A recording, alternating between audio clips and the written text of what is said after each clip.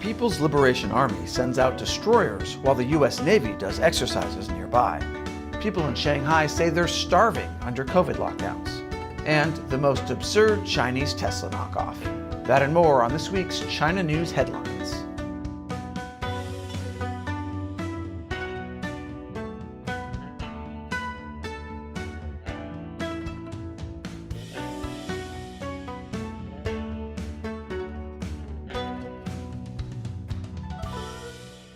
Welcome to China Uncensored. I'm Matt Gnezda, filling in today for Chris Chappell.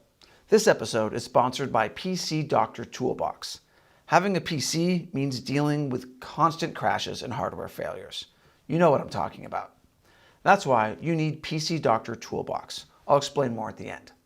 So, off the coast of China this week, the Chinese Navy gathered its most powerful destroyers, while a U.S. carrier group was holding exercises with Japan off the Korean Peninsula. China sent 4 of its Type 055 Shanghai-class guided missile destroyers to the waters near Qingdao. Defense analyst H.I. Sutton posted this on Twitter, showing satellite images of the ships.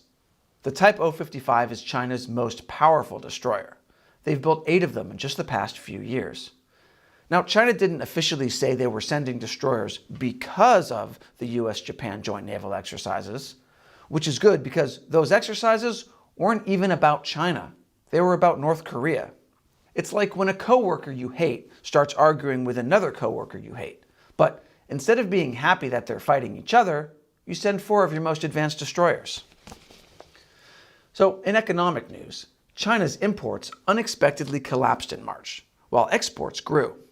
China's customs spokesman Li Keqiang blamed this on some unexpected, sudden factors in the current international and domestic environments.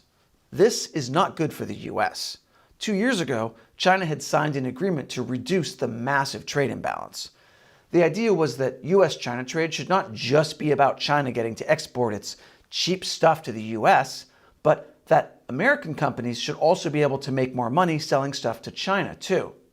But sometimes unexpected, sudden factors just make it impossible for the Chinese Communist Party to keep its promises. U.S. Speaker of the House Nancy Pelosi scheduled a visit to Taiwan last Sunday, the first Taiwan visit for a sitting U.S. speaker since 1997. The Chinese regime heard about this and issued a stern warning. China's foreign ministry spokesperson told reporters that if the United States insists on having its own way, China will take strong measures in response to defend national sovereignty and territorial integrity. All possible consequences that arise from this will be completely borne by the U.S. side. So did Pelosi back down to appease the Chinese regime, or did she bravely stand up for Taiwan? Neither. She responded by getting COVID and postponing her trip. Now that's how you play 3D chess. And after the break, do not go to Shanghai. Welcome back. There's nothing more embarrassing for a communist official than when someone tells the truth. But sadly, that's what happened recently when Chinese Vice Premier Sun Chunlan visited Shanghai.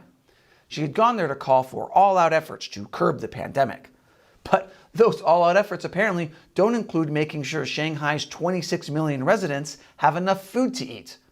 This video, posted by a Shanghai resident, shows her with a group of Chinese officials. And then residents yell about how they don't have any vegetables to eat. And Sun Chunlan responded with silence. What, did you think she was actually going to react? Anyway, Sun is used to being yelled at, like back in 2020 when she toured Wuhan. Also, whenever Sun does a COVID inspection, it usually means that city hasn't locked down hard enough. So whenever Sun visits somewhere, get ready for more lockdowns. And Shanghai extended its lockdown once again. And the U.S. State Department has responded to Shanghai's extended lockdown by telling its consulate staff there, leave now. The reason the State Department gave was the rise in COVID cases and the Chinese government's arbitrary COVID rules. And that Shanghai totally sucks right now.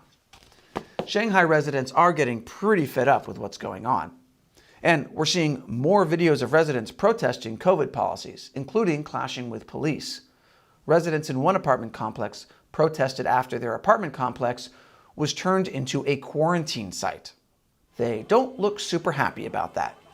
But as videos and photos of this circulated online, they were quickly censored. Internet users posted images of the incident covered with red scribbles to avoid automated censorship, with people saying, "If you delete this, I'll post again. I'll just post again." Here's another sign that Chinese people are just getting fed up with the Chinese Communist Party's censorship and propaganda. The Chinese Communist Party likes to manipulate trending topics on Chinese social media sites like Weibo. Here's one about how the US is the country with the worst human rights. Everyone knows this is not actually trending. It's just a propaganda topic. And it's a transparent attempt to deflect people's anger towards the Chinese Communist Party by talking about how terrible America is. So, in the middle of the night, infuriated Chinese netizens used the fake trending hashtag about America's human rights to mock Chinese authorities instead. Here's someone sarcastically talking about how great China's COVID policies are. And another person brought up terrible human rights violations that were happening in China while pretending they were happening in America. For some reason, these comments weren't being censored. One person said this was the true voice of the people. Of course, the true voice of the people didn't last. 4 hours later, everything was finally censored. But good news for all the angry Chinese citizens who are upset at China's COVID policies. The Chinese Communist Party is doubling down! The party's propaganda is making very clear that zero COVID is here to stay. Trying to live with the virus, or a lie-flat approach which relies solely on vaccination instead of other prevention measures, is not a choice for China. So the message to anyone in Shanghai or the many other cities that are in lockdown is, suck it up. You're not going anywhere. And after the break, you'll never believe this Tesla knockoff in China. Welcome back. Last November, there were big protests in the Solomon Islands, mainly having to do with the corrupt government and its shady ties to China. At the time, Australia sent peacekeeping troops to maintain order. But this week, it was revealed that the Chinese regime had secretly requested its own heavily armed security team be sent to the Solomon Islands. The 10-person detail was to be armed with pistols, rifles, 2 machine guns, and a sniper rifle to protect the Chinese embassy. The Guardian was unable to confirm whether that Chinese security team actually arrived, but the document does reveal that China also offered riot equipment to the Solomon Islands government, including 1,500 of each of the following: bulletproof vests, bulletproof armor plates, riot helmets, riot shields, stab-proof vests, electric batons, glare lights, tear gas spray, and first aid kits, as well as raincoats and uniforms. It's always nice when big corrupt regimes step in to help smaller corrupt leaders crack down on public protests. And finally, some good news. China continues to commit genocide and crimes against humanity, according to U.S. Secretary of State Antony Blinken. Here's what he said on Tuesday. The Chinese government continues to commit genocide and crimes against humanity in Xinjiang against predominantly Muslim Uyghurs, among other minority groups. Why do I say this is good news? Because it means the U.S. is officially calling out the Chinese regime for genocide. It comes as the U.S. released its annual human rights report for last year. And by specifically labeling what's happening in China as genocide, this gives the U.S. the political tools to do things like sanction Chinese officials and ban products imported from Xinjiang. Now, if only they could stop Tesla from setting up a showroom there. But maybe it balances out. Sure, China is putting millions of ethnic minorities in concentration camps, but at least they're driving zero emissions vehicles. Speaking of zero emissions, remember last month when China held those high-level 2 sessions meetings and said carbon neutrality was high on the agenda? Well, this may surprise you, but that was a lie. Because what China is actually doing is increasing its coal production and pushing its supposed carbon reduction plans further into the future, where they can be safely ignored forever. So China is burning more coal, and those coal-fired power plants are putting energy onto the grid, which China's elite are using to charge their Teslas. So Teslas in China are essentially burning coal. So speaking of Tesla, we've been repeatedly saying on China Uncensored, this is not going to end well for them. But I wouldn't be surprised if Elon Musk someday finds himself cursing China's sudden but inevitable betrayal. In 2018, Elon Musk set up a factory in China. Then in 2020, he announced he was setting up a design center in China too. I've personally said on our podcast that I believe China would soon knock off Tesla's designs.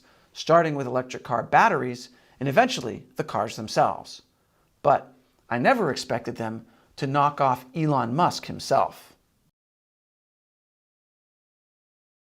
来，上车。